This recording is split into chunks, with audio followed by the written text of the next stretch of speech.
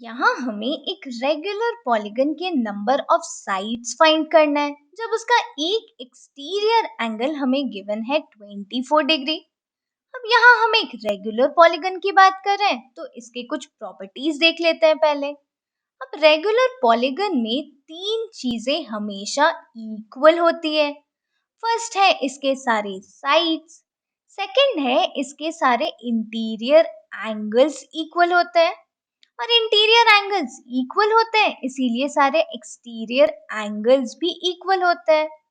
अब यहाँ हमें नंबर ऑफ साइड्स फाइंड करना है तो नंबर ऑफ साइड्स को हम ले लेते हैं n और एक एक्सटीरियर एंगल हमें गिवन है 24 डिग्री।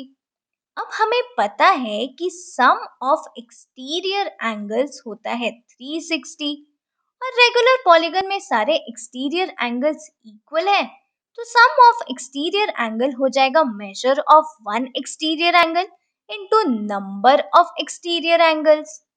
अब देखो अगर किसी फिगर में तीन साइड्स हैं तो उसमें एक्सटीरियर एंगल्स भी तो तीन होंगे। तो यहाँ से हम नंबर ऑफ एक्सटीरियर एंगल्स को नंबर ऑफ साइड्स लिख सकते हैं क्योंकि दोनों तो इक्वल ही होंगे। तो exterior angle into number of sides हमें मिल गया 360। अब एक्सटीरियर एंगल गिवन है 24 और नंबर ऑफ साइड्स को हमने लिया था n, तो 24 इंटू n हो गया 360। तो यहाँ से n आ गया 360/24।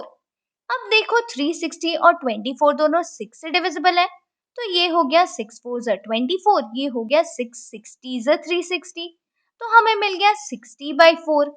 अब इसको 4 से डिवाइड करेंगे तो हमें मिलेगा 4 1 4 और ये हो गया 4 1 4 4 5 20, तो n की वैल्यू हमें मिल गई 15। अब n 15 है तो नंबर ऑफ साइड्स मिल गए 15। अब इसी को बस लिख के दिखा देते हैं। तो इस पॉलीगन में 15 साइड्स हैं।